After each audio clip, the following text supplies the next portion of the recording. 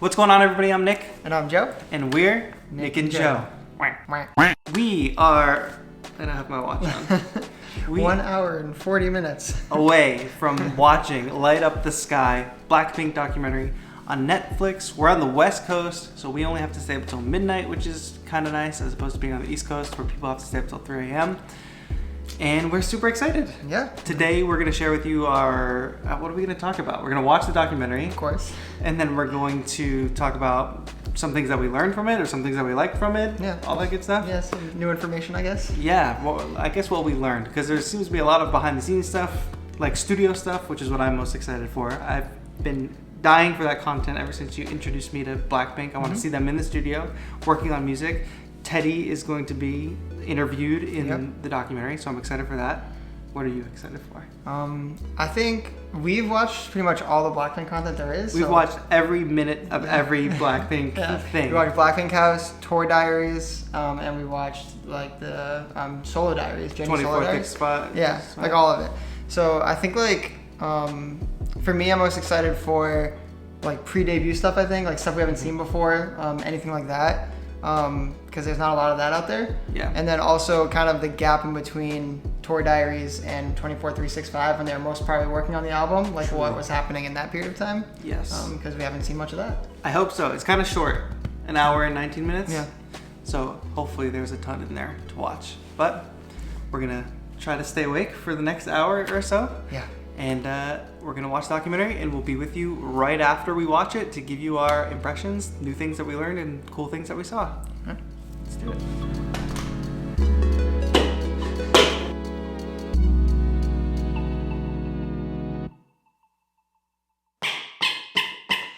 All right, we just finished watching Light Up the Sky. Literally just finished. Literally just finished. finished. What time is it right now? It is 1:25. So we started 6 minutes. We started at 12:06. We're late to the. We're late. We're late to the party. Yeah. How did you feel about it? I liked it. They said never before seen footage, and I would say 95% of it was never before seen footage. Yes, I was very pleased with the amount of studio footage. Yes. There was some at the beginning, and what they showed at the beginning was kind of like what was in the preview. Yeah. And I thought that was all we were going to get, but then we ended up getting actually a bunch more, with Rosé especially, which was awesome. For sure. Yeah. I'm gonna kind of just go like in order, kind of from. So they did show quite a bit of the pre-debut stuff that I was saying, like like auditions, and then them in training when they were together before they debuted and stuff like that. And they kind of told that whole backstory, which I think is kind of what I was looking for. Like I'm glad they did tell that backstory. Yeah. And didn't try to just gloss over it. I thought a lot of like my impression of like K-pop was like, oh, it looks like this glamorous thing, and they were very good in this documentary, I think, about saying like how hard it was. Yeah. And what actually happens, how like they were originally part of like this much larger group, and people were getting eliminated, and it came down to the four of them. Yeah, and how they intended it to be a larger group. Yeah. Like they were saying like 7, 8, 9 members, and it just ended up being the 4 because the chemistry was there. That's crazy to think about. Yeah. Well, what could have been? What could have What could have not been? It's also crazy that you take these 4 kids from all different parts of the world, and they throw them all together in this boarding school type situation, and it's like now sing and dance and do all this stuff together. Like, and that's what kind of when they were interviewing the fans, one of the fans kind of brought that up, like how it's different from a lot of K-pop because it's much more international. Because like Jisoo's the only one born and raised in Korea, right? In Korea, whereas like most K-pop groups, I think that's probably the norm. Is like the entire group is probably born and raised in Korea, which I'm not 100% sure on that, but I would imagine that that's the like kind of how it normally goes. Right. So yeah, I mean. I was also surprised with the amount of music that they played that I had never heard before. Yes. Like songs that didn't make the album.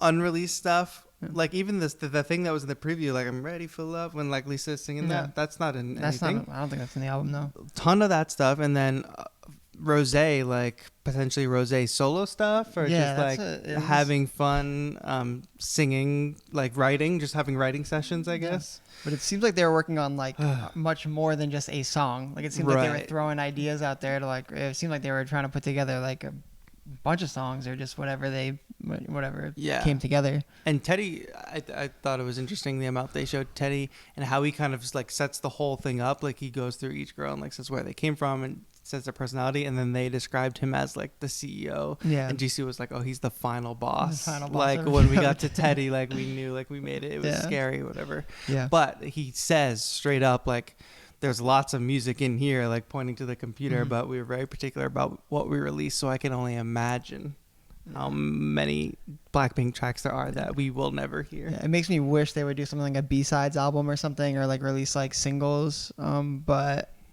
I doubt it. Yeah. With the amount of music that they've released, they seem like they don't really release a lot of.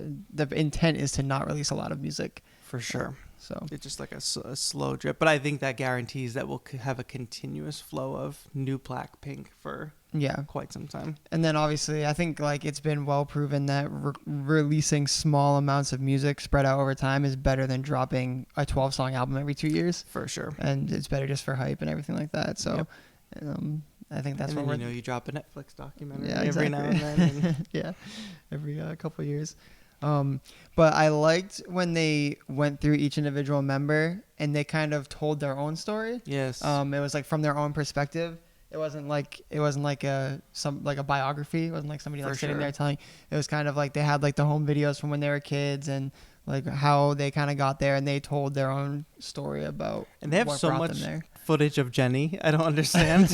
like, I don't know if they were just filming that school, because we've seen that footage before. Yeah. But I don't know if they were just filming that school and they happened to have interviews of Jenny, or if for some reason they were like specifically following Jenny. I don't know. Yeah, I just think that's I mean, funny. I don't think there was enough footage to say they were specifically following her.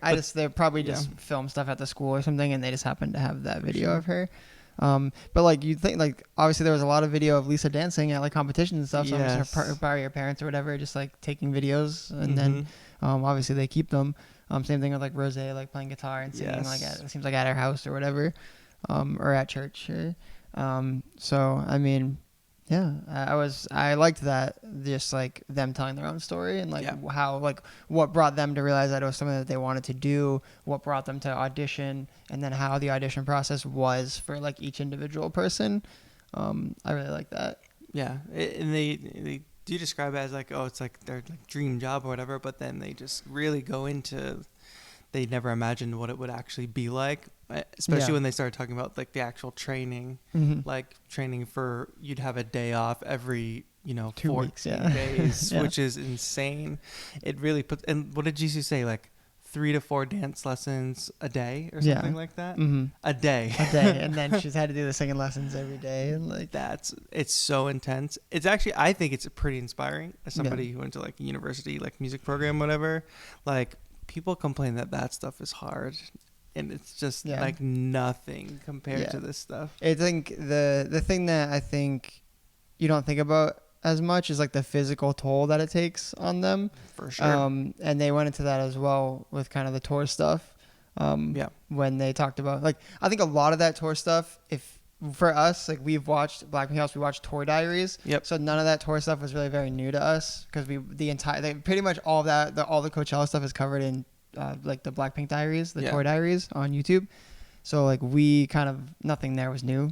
But them kind of talking about the physical toll, like the interviews that they were doing, and they were like, oh, like, it was really hard in the middle, like our bodies were giving out on us, like that kind of thing. Like that stuff I hadn't really seen before. I love seeing, there was a couple shots where you see them like come down from like the stage elevators like mid-show, and like you just don't see this as an audience, but they get off the elevator and it's just like rushing to do like a outfit change or to like just do the next thing. It's like they're off stage, but they're still like hustling to get to the next thing, which is just that I like that they showed that a couple times for sure. And then like the part where they're in the dressing room like before the show or whatever, and Jenny's like, oh, I think I sprained my ankle. And like I'm like, this is like a sport. This is like a sport. Like they got the trainer. They got the trainer. Yeah. And it's like, and they're probably gonna like shoot her up with some painkillers. Yeah, exactly. Like, all right, get out there. Go back out there. Because and then there was someone else I was talking about. Oh yeah, Jisoo for Coachella was also saying like it was like the sickest. They said the sickest I've ever been, but that word translates kind of like to pain as well. So she was saying like, oh, my back really hurt, so she might have not been sick so much as injured. Like in pain. Yeah, in pain.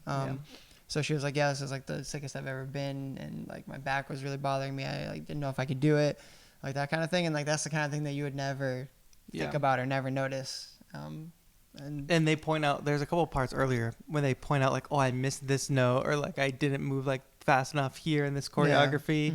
Like things like they perform at such a high level that it's just funny to watch people perform at a high level and you never notice a mistake. And then they can look back at it and find things in it. It's one of those things though where like the mistakes matter less to us than they do to them. Sure. Like, and that goes for it. Like my mistakes matter more to me than they do to anybody else. So like you can understand like looking back on yourself and saying like, oh, this wasn't exactly what I wish this was better. And there were a couple of studio shots that they were playing of Rosé specifically that were like not auto-tuned, which was cool. Like I'm glad that, like I very much expected this it could have gone the route of like being super polished and super like glorifying it, and it definitely didn't do that. In one particular spot that I really liked was they were rehearsing on stage for tour, and I don't know who the guy was. He might have been like creative director or choreographer, and he's just like calling out Jisoo, like, calling out all of them really. He's like, at first he was like, Jisoo, like your notes like sounded a little flat or whatever, and then he's like, you guys like have to do better. Like I know you guys can dance, but you just have to put in a little more effort after they're like drilling these dances. And it's funny because I think that like in those rehearsals and stuff, they purposely like take a little off it because it's like, and, like if you watch, like I've literally watched like rehearsal videos of them like on stage, and it's like totally phoned in. It's just kind of like to figure out like what the stage is like and like all that kind of stuff. Give it all away. But you also don't want to like expend all your energy. Like you're gonna be touring for 9 straight months. For sure. So I thought that was a little bit weird that he was like on him like that. Well, that's how intense it is. That's just how like they expect 100% all the time, I guess. Yes, but they also like they weren't like that's just the business for them. Like they're used to that. They talked about that with the audition, the trainee process. Like it's like in music school you have juries like once a semester, like you have to perform. It's like your final exam for performance, and they talk about having that as trainees with like all the producers and like people getting cut and eliminated. So they're very used to like feedback. Like Rosé said something like being told like everything you do is wrong. Like so they have to be like so like hardened to that. Because it's funny because the guy was like saying all this stuff and then Jisoo just laughed like immediately. Like she's exactly. like, she's like, okay. So I think that they understand like where it comes from and what the reasoning behind it is. But what else you got on your list? I think that pretty much covers most of it. Like I was so pleased. I think I will definitely watch it again when it's not like midnight. For sure. But I'm stoked for other people, like for folks who maybe are just getting into BLACKPINK or maybe are just getting into K-pop in general to like watch this. I think it's very inspiring even from a musician's perspective. Like people just should see this, and like it's very easy to write groups off like, oh, it's just a pop star, like just like whatever, manufactured quote unquote, like by an industry, and you can see the human element of it. I think this captured that really well. I think that ultimately at the end of the day, it's like they said they were doing a documentary like this, and like you're just like, okay, I hope it's something that's like real, like something that's honest, more so than something that's like, oh, we want to like push like BLACKPINK out further. And it is like that in a way, but it does it on a more like human side. Like we want to push the personalities behind BLACKPINK and not just like this polished image of BLACKPINK. It's like we're gonna push the people. Like this was about like them as individuals, and like how they feel about their success, and not like just like a showcase of their success, if that makes sense. It's kind of like their own personal view of what they've done and what they want to do, and what their hopes and dreams were and things like that. For sure. So, awesome. Well, if you all watch Light Up the Sky, BLACKPINK documentary on Netflix, be sure to let us know what you thought of it in a comment down below. And if you enjoyed this video, please give it a like, subscribe to the channel. We have a few other videos, including we just reviewed the album and did a ranking. We've also ranked all the songs pre-album, and we'll probably do a ranking again now that the album is out. We've had some time with it, so subscribe to the channel for more content like that. And we're also planning some content non-BLACKPINK related, but and of course we're open to like suggestions and stuff on that. Still in the works for sure. Still in the works. In the planning. Regardless, subscribe for more content, all that good stuff, and thank you all so much for watching. My name is Nick, and I'm Joe, and have a good one. That's how we end it now. I'm gonna work on that close.